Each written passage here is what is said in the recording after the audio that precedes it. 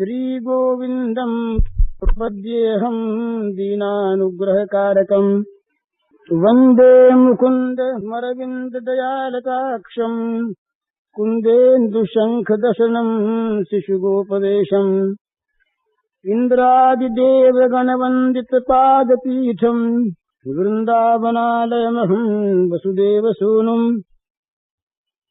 तो निषाद नाच के साथ भगवान के परम भक्त भरत जी की चर्चा हुई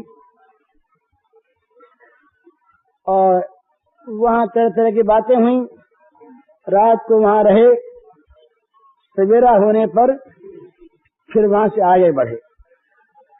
तो वहाँ गंगा जी को प्रणाम किया, भगवान राम का सीता का स्मरण किया चलते समय। फिर ये नियम इसमें भूल नहीं की। आप सुर से ही की न प्रणामू सुमिरे लखन सहित सिया राम, स्मरण करके फिर चले। तो अब की भरत जी महाराज ने तय कर लिया कि माँ कुछ भी कहे, अब सवाई पर चढ़ना नहीं है। तो जो 22 लोग थे घोड़ों के, उनका महाराज फिर हम क्या करें? तो कहा साथ साथ चलते चले। गवने भरत पया जही पाए, कोतल संग जाहि दुरियाए। कहीं सुसेवक बारहि बारा, होई नाथ यश्व सवारा। यहाँ बैठिए। गवने भरत पया जही पाए, कोतल संग जाहि दुरियाए। कहीं सुसेवक बारहि बारा, होई नाथ यशो सवारा। राम पया दही पाय सिधाये, हम रथ गजबाजी बनाये। सिर धर जाऊं उचित यश मोरा, सबते सेवक धर्म कठोरा। अच्छे सेवकों ने बार बार कहा सरकार घोड़े पर सवार हो जाइए। ये कहने लगे, पर सुनते रहे। तो 12 बार जब बार बार कहा तो भरत जी के आंखों में आंसू आ गए। भरत जी ने कहा सेवकों, राम तो पैदल जाएं और हमारे लिए हाथी घोड़े रथ बने हैं। उचित तो ये था कि जहाँ राम के पैर टिके वहाँ मेरा सिर टिकता, मैं सिर के बल जाता और मैं सवार होके जाऊं। सेवा का जो धर्म है बड़ा कठोर होता है। देखी भरत गति सुनी मृदुबानी, सब सेवक गण गरहि गलानी। ये भरत जी महाराज की ये चाल देखकर और बड़ी मीठी बानी सुनकर सारे सेवक मानो ग्लानि में गल गए। अब वो तीसरे पर भरत जी महाराज ने प्रयाग में प्रवेश किया और भगवान का नाम जपते रहे। तो कभी पैदल चलने का इनका अभ्यास था नहीं। ये इनके जीवन भर में पैदल चलने की पहली यात्रा थी, पहली चीज। अयोध्या से जब पैदल चलना शुरू किया था तब तो मैया को मालूम हो गया, तो मैया ने रोक दिया। अब की इन्होंने कुछ पहले से व्यवस्था की, सारे सेवकों से कह दिया था कि देखो हमारी माताओं की डोली भगवान वशिष्ठ की डोली के पीछे पीछे है और हमारे घोड़े सबसे पीछे रहेंगे, एकदम पीछे। हजारों आदमी हैं तो इतनी दूर का पता नहीं लगेगा माताओं को। और साथ ही सेवकों से ये भी कह दिया कि माताओं से कुछ कहना है ना नहीं। तो पहली यात्रा कभी पैदल नहीं चले आज तक, तो इनके पैरों में फफोले पड़ गए। झलका झलका झलकत पायन कैसे, पंकज कोश ओस कन जैसे। बड़ी मधुर उपमा है। जैसे कमल के कोश पर ओस के कण सुशोभित होते हैं, इसी प्रकार से चरण पद तल कमल में ये झलका, ये फफोले इस प्रकार चमक रहे हैं।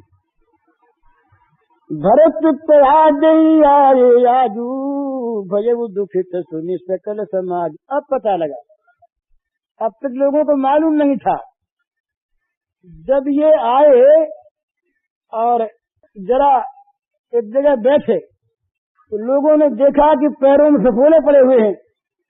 तब पूछा क्या बात है, तो साइसों ने बताया, घोड़े वालों ने, कि सरकार पैदल आए, हम तो घोड़ों को दोरिया के साथ लाए हैं। अब त्रिवेणी जी को प्रणाम किया, वहां नहाए, सब लोग नहा लिए कि नहीं पता लगाया, ब्राह्मणों को दान दिया, सम्मान किया। फिर वो गंगा और यमुना जी की श्याम धवल धारा ये देखते हुए लहरों को, और बड़ा इनको आनंद हुआ। जब देखा कि त्रिवेणी जी बह रही हैं, सरस्वती जी दिखती नहीं, गंगा जी की और यमुना जी की वो श्याम धवल धारा है, तो इनके मन में आया कि गंगा महारानी और यमुना जी ये तो वरदायिनी है, ये तो मुंह मांगा वर देने वाली है, इनसे मांग क्यों न लें? ये तीर्थराज है, ये तो बड़ा वरदायक है, तो इनसे कुछ मांग लें। अब उनका क्या मांगना, सुनिए, सुंदर बात है। सकल काम प्रद तीरथ राऊ, वेद विदित जग प्रगट प्रभाऊ। भाई ये जो तीर्थराज है, ये सारी कामनाओं को पूर्ण करने वाला है, ये वेद विदित इनका जगत में प्रकट प्रभाव है। सोचा मांग ले, फिर मन में आया क्षत्रिय कुमार तू है, देने वाला, फिर मांगेगा कैसे? फिर मन में आया कि हूँ तो इस समय आर्त में दुखी हूँ ना, आर्त से कौन सा तो कर्म नहीं होता, तो मांगूंगा। मांगू भीख त्याग निज धर्म, आरत काहन करई कुकर्म। असत्य जानी सुजान सुदानी, सफल करही जग जाचक बानी। अरथन धर्म न काम रुचि, गति न चहु निर्वाण। सुनिए क्या मानते हैं। अरथन धर्म न काम रुचि, गति न चहु निर्वाण। जन्म जन्म रति राम पद, यह वरदान न्यान। जानहु राम कुटिल करि मोहि, लोग कहु गुरु साहिब दोही। सीता राम चरण रति मोरे, अनुदिन बढ़ऊ अनुग्रह तोरे। जलद जन्म भरी सुरत विसारऊ, जाचत जलुपदि पाहन डारऊ। चातक रटन घटे घट जाई, बढ़े प्रेम सब भांति भलाई।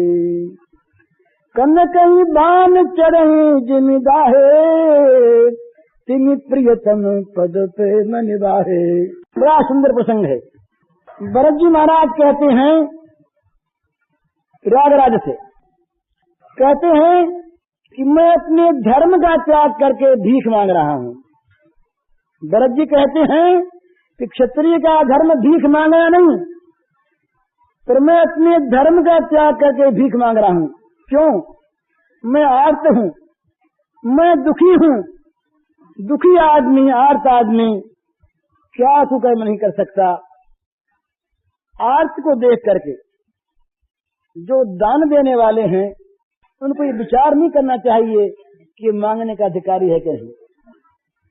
उनको देखना चाहिए केवल उसके आर्त तन को।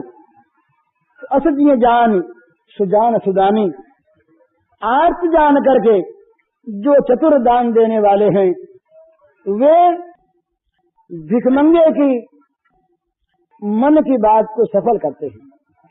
वो जात से कुछ भी मांग ले, वो जो सुदानी है, सुजान है, आर्त जान के देते ही। तीर्थराज, मैं एक ही वरदान मांगता हूँ, मुझे अर्थ नहीं चाहिए, धन नहीं चाहिए, मैं धर्म की इच्छा नहीं करता, अधर्मी हूं ही, संसार का कोई मुझे भोग नहीं चाहिए, और महाराज मैं मोक्ष भी नहीं चाहता। मेरे जन्म बार बार हों, परंतु हरेक जन्म में भगवान राघवेंद्र के चरण कमलों में मेरा प्रेम बना रहे। मैं ये भी नहीं चाहता कि राम मुझको भला मान लें, राम मुझको भला मान के आदर करें, ये भी मैं नहीं चाहता। चाहे राम मुझको कुटिल जानते रहें, चाहे समस्त लोग संसार के मुझे अपने गुरुजनों का, तो स्वामी का द्रोही बताते रहें। जानहु राम कुटिल करी मोही, लोग कहो गुरु साहेब द्रोही। महाराज राम मुझे अच्छा बतावें, इसकी इच्छा नहीं है, परंतु सीता राम चरण रति मोरे, अनुदिन बढ़ऊ अनुग्रह तोरे। हे पृथ्वीराज, तुम्हारी कृपा से दिनों दिन भगवान सीताराम के चरणारविंद में मेरी प्रीति बढ़ती रहे। राम चाहे मुझे कुछ नहीं माने। बोले भाई ये प्रेमी का स्वभाव होता है, ये जो चातक होता है, चातक पपीहे का दृष्टांत दिया है गोसाई जी महाराज ने दोहावली में। बड़े सुंदर उनके कई दोहे हैं, यहाँ वही कहते हैं, जलद जन्म भरी सुरति विसारऊ, जाचत जल पही पगी पाहन डारऊ। वो मेघ, वो बादल जन्म भर के लिए चाहे याचक की, चाहे चातक की याद भुला दे, और पानी मांगने के बदले वो चाहे पत्थरों की वर्षा करे। वहां का दोहावली में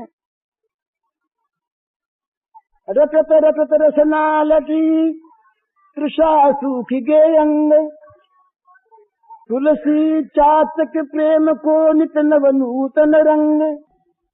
रटते रटते जीभ सूख गई, प्यास के मारे गला सूख गया, पर चातक कभी ये कहता नहीं कि मैं दूसरे से मांगूंगा, दूसरे की ओर ताकूंगा। चातक तो चाहता वही स्वाति का जल, और यदि जल न बरसा तो न बरसे। चातक के प्रेम का जो रंग है वो नित्य नया होगा, नित्य नवीन होगा, कभी उसमें उदासी नहीं आएगी।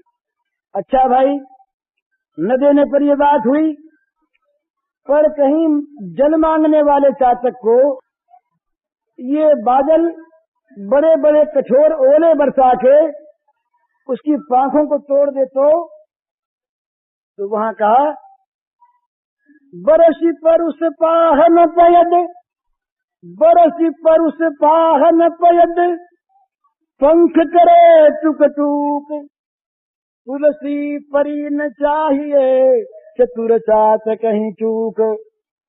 वो मेघ बरसी परुष पाहन, परुष माने कठोर, पाहन माने पत्थर।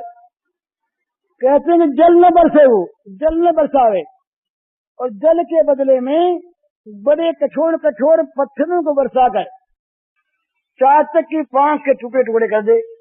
तब क्या चातक अपने प्रेमी मेघ को छोड़ देगा? कहा नहीं, चातक के प्रेम में कभी चूक नहीं पड़ती। बोले भाई क्यों ऐसी बात है? तो कहा बात यह है, चातक चितयावत नहीं, प्रिय पयोद के दोख। चातक चितयावत नहीं, प्रिय पयोद के दोख। तुलसी प्रेम पयोधि की, कहान मापन जोख। जहाँ लेन देन है, जहाँ माप तौल है, जहाँ व्यापार है, जहाँ हम भगवान को भजते हैं उनसे कुछ पाने के लिए, जहाँ हम भगवान का नाम लेते हैं बदला चुकाने के लिए, वहाँ तो भाई अगर न दे कोई तो वो भगवान कैसे? और मांगे जल और बरसा दे पत्थर, तो ऐसे भगवान को कौन भजे? पर कहते हैं कि जहाँ प्रेम का समुद्र लहरा रहा है, जहाँ माप तौल नहीं है, कांटा नहीं लगा है, उस प्रेम के समुद्र में तो कहीं दूसरी बात आते नहीं। तो चाहे वो मेघ जल बरसावे और चाहे ओले बरसावे, चाहे आदर करे और चाहे अनादर करे, चाहे सारे पंखों को तोड़ दे, वो पपिया तो अपने प्यारे मेघ को ही चाहेगा। तो भरत जी महाराज कहते हैं कि राम चाहे मुझे न माने, राम चाहे मुझे कुटिल ही जाने, राम चाहे मुझ पर कृपा न करें, पर मेरा मन जैसे चातक का मन मेघ के लिए बन जाता है, हे तीर्थराज आपके वरदान से मेरा मन चातक की भांति राम की तरफ लग जाए। जलद जन्म भरी सुरत विसारऊ, जाचत जल पबि पाहन जारऊ। चातक रटनी घटे घट जाई, बड़े प्रेम सब भांति भलाई। भाई मेघ जन्म भर चातक की याद भूल जाए और जल चाहने वाले चातक को वो मेघ पत्थर बरसा करके मारे, पर चातक की जो रट लगी हुई है मेघ के लिए वो घटती नहीं। फिर दूसरा उदाहरण देते हैं, वो कहते हैं कन कहीं बान चढ़ी जिमिदाहे, तिनि प्रिय पद पद नेम निवाहे।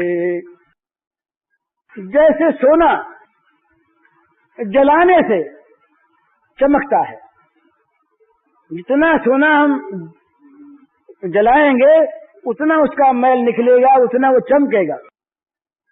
इसी प्रकार से ये अपने प्रियतम के चरण कमलों का जो प्रेम है और ये जो प्रेम का नियम है, इसको निभाने से बस प्रेम बढ़ता है, वो चमकता है प्रेमी।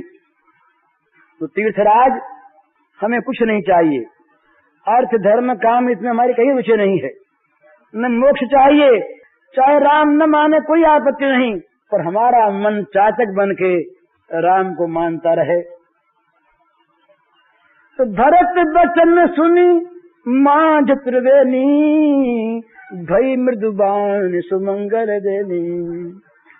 तात भरत तुम सब विधि साधु, राम चरण अनुराग यगाधु। बाद गलानी करहु मन माही, तुम सम राम ही को प्रिय नाही। भरत जी की इस मृदुबानी को सुन करके त्रिवेणी जी के भीतर से आवाज आई, और बड़ी मधुर आवाज और बड़ी मंगलमयी आवाज और बड़ी मंगल करने वाली आवाज। उसमें क्या ध्वनि आई? कहा भैया भरत तुम सब प्रकार से साधु हो, भगवान राम के चरणों में तुम्हारा अगाध अनुराग है, तुम व्यर्थ ही मन में गिलाएं कर रहे हो, तुम्हारे समान राम को और कोई प्यारा है ही नहीं। तनु पुल केऊ हिय हरख सुनी, बेनि बचन अनुकूल। तनु पुल केऊ हिय हरख सुनी, बेनि बचन अनुकूल। भरत धन्य कई धन्य सुर, हरखित बरसहि फूल। तो देवताओं की बात मैंने कही थी, ये जब से भरत जी महाराज चले अयोध्या से, तब से वो साथ साथ चल रहे हैं। बड़ी शंका है ना मन में, तो शंका प्रकट भी हो गई, आगे 2 बार प्रकट हुई है इस चित्रकूट यात्रा में। तो भरत जी महाराज तीर्थराज का ऐसा वरदान सुनकर और बड़े प्रसन्न हुए, उनका शरीर रोमांचित हो गया, हृदय में हर्ष छा गया। इतने में ही भरत जी की जय हो, भरत जी की जय हो, धन्य भरत धन्य भरत, तो आवाज आकाश से आई और देखा तो फूल बरस रहे हैं, देवताओं के विमान कतार लगी फूल बरसा रहे हैं।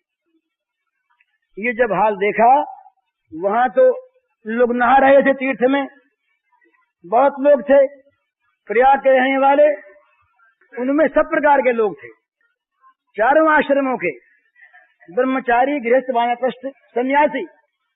तो प्रमुदित तीर्थ राज निवासी, बैखानस बटु गृही उदासी, कहीं परस्पर मिली 10 पांचा, भरत स्नेह शील सुचि सांचा। लोगों में पहले कुछ संदेह हो गया था, तीर्थ वालों में कुछ संदेह हो गया था, और भरद्वाज महाराज के मन में संदेह था। ये बात वाल्मीकि में आई है तो इसको हमारे तुलसीदास जी महाराज तो सहन नहीं कर सके, तो कहा ही नहीं। तो पहले संदेह था लोगों के मन में। अब जब भरत की ये बात देखी तो सब सराहना करने लगे कि भाई इनका जो स्नेह है, शील है, ये बड़ा पवित्र है और सच्चा है। इस प्रकार राम का गुणगान सुनते और गाते हुए भरत जी महाराज भरद्वाज मुनि के आश्रम पर आए। दंड प्रणाम करत मुनि देखे, मूर्तिमंत भाग्य निज रेखे। धाय उठाई लाल उरली ने, दीन यशीष कृतारथ कीन्हे। आसन दीन नाय सिरु बैठे, चत सकुच गृह जनि बजी पैठे। मुनि पूछब कछु यह बड़ सोचू, बोले ऋषि लखी शील सकोचो। सुनऊ भरत हम सब सुधि पाई, विधि कर तब पर कछु न बसाई। ये भरद्वाज जी के आश्रम पर आए, आश्रम पर आकर जब प्रणाम करने लगे दंडवत, तो मुनि महाराज ने देखा कि मानो मेरा भाग्य ही मूर्तिमान होके आ गया है, मेरा सौभाग्य मूर्तिमान होके आ गया भरत के रूप में। दौड़े, उठा करके हृदय से लगा लिया, आशीष दी, आसन दिया, सिर नवा के भरत जी बैठे। अब भरत जी के मन बड़ा संकोच है। भरत जी देखते हैं कि कहीं इन्होंने पूछ लिया कि तुम कैसे आए हो, तो मैं नीच क्या बताऊंगा। मेरे कारण से राम को वनवास हुआ, मेरे कारण से पिता का देहांत हुआ, और मैं राम से मिलने जा रहा हूं, ये तो बात है। बड़ा संकोच। वाल्मीकि रामायण में आता है कि ऋषि ने कहा भरत तुमको जरा ऐसा नहीं चाहिए था, मामूली सी बात। तो भरत रो पड़े। भरत ने कहा मुनिवर आप सरीखे अंतर्यामी महात्मा जब मुझ पर संदेह करेंगे तो फिर मैं कहाँ जाऊंगा। यहाँ वो बात नहीं, यहाँ भरद्वाज जी और बात करेंगे, और कल्प की बात हो गई। यहाँ कहते हैं ऋषि जब देखा कि भरत जी बड़े संकोच में हैं, भरत जी का जो शील जो है संकोच में डाल रहा है, तो स्वयं भरद्वाज जी बोले, कहा भरत हमने भाई सब खबर पा ली, हमारे पास सब समाचार आ गए हैं, इसमें तुम्हारा कोई दोष नहीं। भाई विधाता के लेख को कौन टाल सकता है। यही तुम गलान दिय जन करहु, समुझ मात कर तूत। तुम गलान दिय जन करहु, समुझ मात कर तूत। तात कही कही दोष नहीं, गई गिरा मत धूत। बड़ा सुंदर कहा भैया भरत तुम मन में जरा सी गिलानी मत करो कि मेरी माँ ने ऐसा किया। ये था ना मन में संकोच कि उस माँ का मैं बेटा, जिस माँ को राम बुरे लगे। तो भरद्वाज महाराज ने कहा पहले से ही तुम अपनी माँ की करतूत को समझ करके मन में गिलानी मत करो, तुम्हारी माँ का कोई दोष नहीं है। ये तो सरस्वती जी का दोष है कि वो आई और बाणी पर बैठ करके और उनकी बुद्धि को बिगाड़ गई। यह कहत भल कहिए न को, लोक वेद बुध सम्मत दो। तात तुम्हार विमल जसुगाई, पाई लोक वेद बढ़ाई। लोक वेद सम्मत सब कही, जय पितु दे राज सो लगी। राम सत्यवत तुम ही बुलाई, देत राज सुख धर्म बढ़ाई। राम गमन वन अनरथ मूला, सो सुनि सकल विश्व भई सूला। सो भावी बस रानी यानी करि कुचाल अंतहु पछतानी। कहूँ तुम्हार अल्प अपराधु कहे सुअधम अयान असाधु। करते हूँ राज तो तुम ही न दोखू राम ही हो तो सुनत संतोखू। भरद्वाज जी महाराज ने कहा कि भाई तुम्हारा जिसमें दोष बतावे वो बड़ी बुरी बात है। जो तुम्हारे विमल यश को गावेगा वो लोक में और वेद में प्रशंसा का पात्र होगा। और भाई तुमसे बात कहते हैं कि ये वेद से शास्त्र से सम्मत चीज है और सब कहते हैं कि जिसको पिता राजगद्दी दे उसका राज्य। तो अगर तुमको राजा बुलाते, छत्रपति थे और तुमको राज्य देते तो बड़ा अच्छा था, इसमें कोई आपत्ति की बात है, राज्य वाली बात में आपत्ति नहीं। पर भाई राम का जो वनगमन है ये अवश्य अनर्थ का मूल है। और ये ऐसी बात हुई है कि इसको सुन करके सबके हृदय में दुख हुआ है। लेकिन भाई ये भाभी की बात थी, होना था ऐसा। रानी की बुद्धि मारी गई, वो पगली हो गई और उसने ये कुचाल कर बैठी, पर फिर अंत में तो वो पछताई ही। और भाई एक बात, इस काम में जरा सा भी जो तुम्हारा अपराध मानेगा अधम है, वो मूर्ख है और वो असाधु है। तो तुम्हारे अल्प अपराधु कहे सो अधम अयान असाधु। तुम राज करते तब भी कोई दोष नहीं था और राम तो बड़े संतुष्ट होते, लेकिन तुमने बड़ा अच्छा किया। राजगद्दी पर नहीं बैठे, अब यति कीन्यु भरत भल तुम ही उचित मत येहु। सकल सुमंगल मूल जग रघुबर चरण स्नेहु। तुमने बड़ा अच्छा किया भरत, तुमने बहुत अच्छा किया। यही सबके लिए सबकी सम्मति में उचित है। क्यों कि भी सारे मंगलों का मूल जो संसार में वो क्या है कि भगवान राघवेंद्र के चरणों का प्रेम।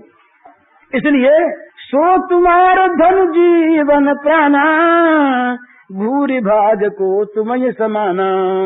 ये तुम्हारे आचर जन ताता दशरथ सुवन राम प्रिय भ्राता। सुनो भरत रघुबर मन माही प्रेम प्राप्त पात तुम सम कबु नाही। लखन राम सीता यति प्रीति निश सब तुम ही सराहत बीती।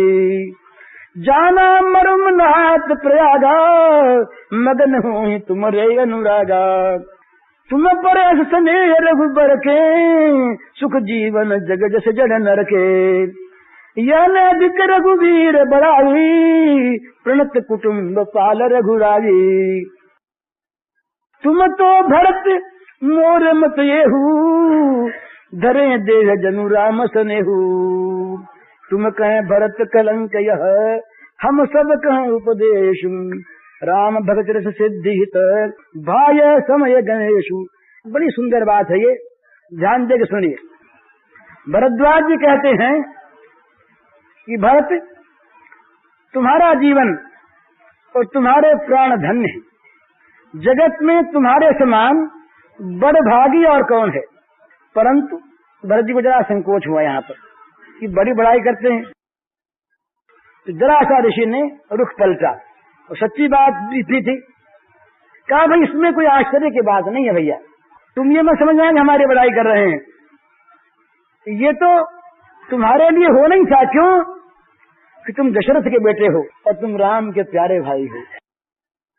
दशरथ का बेटा और राम का प्यारा भाई ऐसा न हो तो कौन हो। और सुनो भरत, मैंने इस बात को जाना है, मैंने जांचा है, राम मेरे पास रह के गए हैं कि भगवान रघुवीर के मन में तुम्हारे समान प्रेम का पात्र दूसरा कोई है ही नहीं। उस दिन रात की बात तुम्हें सुनाता हूँ। जब सीता लक्ष्मण और राम यहाँ आए थे, मैं रात भर उनके पास बैठा, तो रात भर अत्यंत प्रीति के साथ वो तीनों केवल तुम्हारी सराहना करते रहे। इसी में रात बीत गई। और फिर जब राम जी नहा रहे थे तीर्थराज में, उस समय किसी ने तुम्हारा नाम ले लिया, भरत कह दिया। तो राम जी भरत का नाम सुनते ही आंखों से आंसू बहने लगे, पुलकित हो गए, वाणी उनकी गदगद हो गई, शरीर उनका रोमांचित हो गया। ये मैंने आंखों देखा।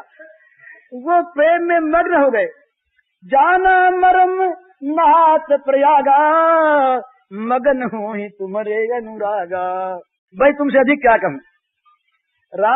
राम का तुम पर वैसा प्रेम है और तुमको याद करके इतने सुखी होते हैं कि जैसे ये जगत के जड़ जीव, विषयी जीव विषय सुख को पाकर के सुखी होते हैं। या फिर विवेकानंद विशेषण पायल, तुम पर स्नेह रघुबर के, सुख जीवन जग जैसे जड़ नर के। जैसे विषयी पुरुषों का शरीर पर प्रेम होता है, इस सुख को पाकर जैसे सुखी होते हैं। हमने समझा कि राम का ऐसा ही प्रेम तुम्हारे ऊपर है। और कहते हैं इसमें कोई बड़ी बात नहीं। राम जो हैं ये शरणागत के पालन करने वाले कुटुंब पाल भी हैं। और फिर भरत तुम्हारे लिए तो कोई बात नहीं। मेरी तो सम्मति यह है कि तुम ऐसे हो मानो भगवान के प्रेम ने ही तुम्हारे रूप में अपने को प्रकट कर दिया है। भगवान का प्रेम मूर्तिमान होकर के आ गया है। और भरत तुम अपने को अपने लिए कलंक मानते हो और हम अपने लिए आदर्श उपदेश मानते हैं कि ऐसे भरत की वाली बात कहीं हम में आ जाती। भक्त के समान हम कहीं प्रेम करते तो कहते हैं कि राम भक्ति रस की सिद्धि के लिए ये तुमने प्रारंभिक पाठ पढ़ाया हम लोगों को। श्री गणेश हुआ नव विद्युमल तात जसु तोरा, रघुबर किंकर कुमुद चकोरा। उचित जथा अथयि कदहुना, घटी न जगन दिन दिन दूना। कहते हैं कि भाई तुम्हारा जो विमल यश है ये नवीन चंद्रमा है। चंद्रमा में क्या होता है?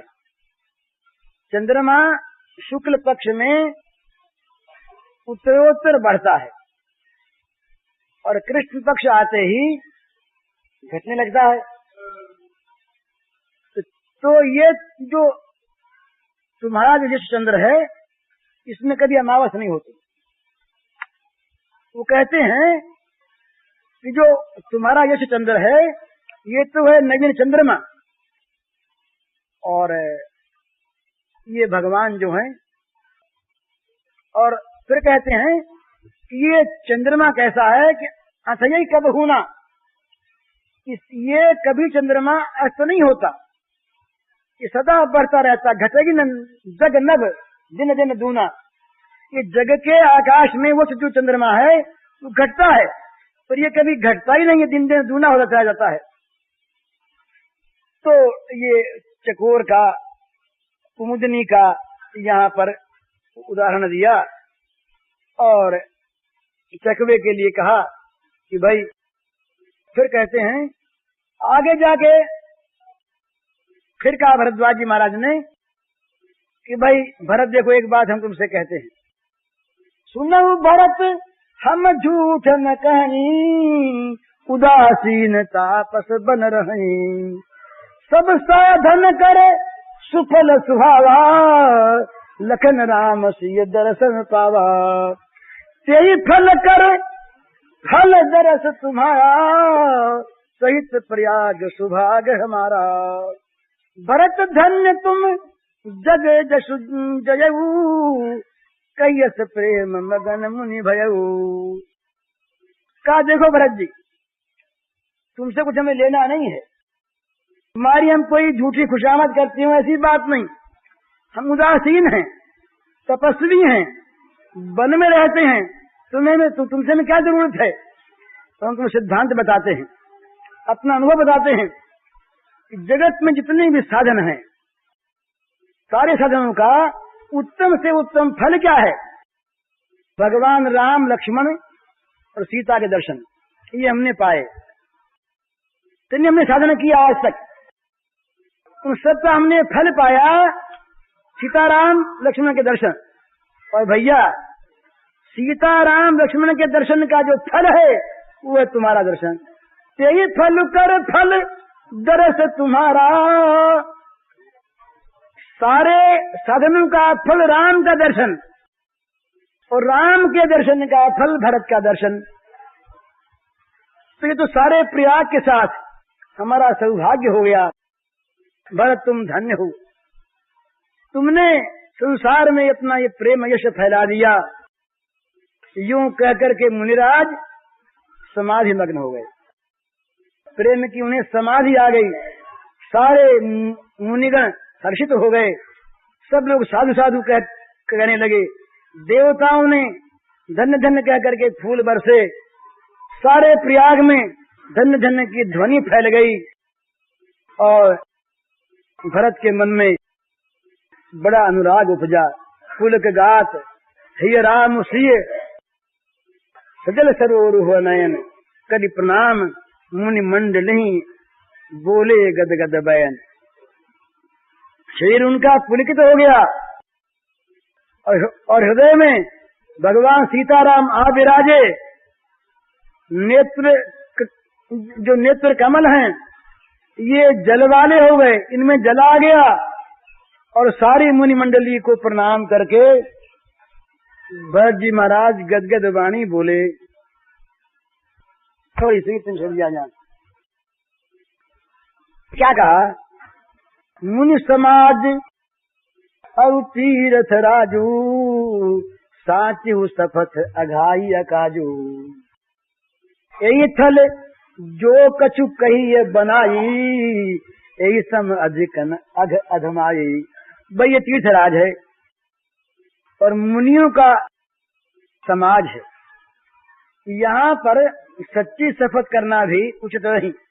और कोई अगर बना के बात कहे यहाँ पर, तो उससे अधिक तो कोई पाप और नीचता होती ही नहीं। और फिर कोई बनाकर भी कहना चाहे तो आप सब लोग सर्वज्ञ बैठे यहाँ पर, तुम सर्वज्ञ, अब बना के कहें तो कैसे होगा। इसलिए तीर्थराज के सामने मुनियों की मंडली में मैं सच्ची बात कहता हूँ। भगवान अंतर्यामी हैं, मेरे मन की जानते हैं। क्या कहते हैं कि मोहिन मातु कर तब कर सोचू, नहीं दुख जिय जग जा नहीं पोचू। मुझे माता के कर्तव्य की कोई चिंता नहीं, और न मुझे इस बात का दुख है कि सारा संसार मुझे नीच बताएगा। ना ही न डरू बिगड़ही परलोकू, पितहु मरण कर ना ही न शोकू। मेरा परलोक बिगड़ जाएगा, इसकी मुझे चिंता नहीं, और पिता मर गए, इसका भी मुझे शोक नहीं। सुकृत सुजस भरि भुवन सुहाए, लक्ष्मण राम सरिस सुत पाए। उनका तो सारे संसार में पिताजी का यश फैला हुआ है। जिनके राम और लक्ष्मण के समान बेटे, उनका क्या शोक है। राम विरह तजी तनु छन भंगू, भूप सोच कर कवन प्रसंगू। और फिर उनका जीवन तो धन्य हो गया कि राम के विरह में, राम के वियोग ने उन्होंने क्षणभंगुर शरीर को छोड़ दिया। इसलिए उनकी मुझे कोई चिंता नहीं। बड़ा अच्छा, राम के वियोग में मरे। पर राम लखन सिय बिनु पग पनहि, करि मुनि वेश बिरहि बन बनहि। अजिन बसन फल असन मही, शयन धारि कुश पात। बसि तरु तर नित सहत हिम, आतप बरसा बात। यही दुख दाह दहनी नित छाती, भूखन बासर नींदन राती। यही कुरोग कर औषध नाही, शोधु सकल विश्व मन माही। मातु कुमत बड़ई अगमूला ते हमार हित की न बसूला। कल कुकाठ कर की न कुजंत्रु गाड़ी अवधि पड़ी कठिन तु मंत्रु।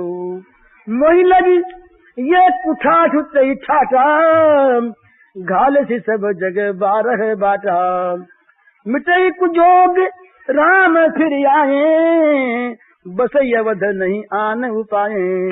भरत बचन सुनी मुनि सुख पाई सबई कीन बहु भांति बढ़ाई। तात करहु जनि सोच विशेखी सब दुख मिटि राम पद देखी। करि प्रबोध मुनि बर कहु अतिथि प्रेम प्रिय हो। कंद मूल फल फूल हम देहि लेहु करि छो सियावर रामचंद्र की।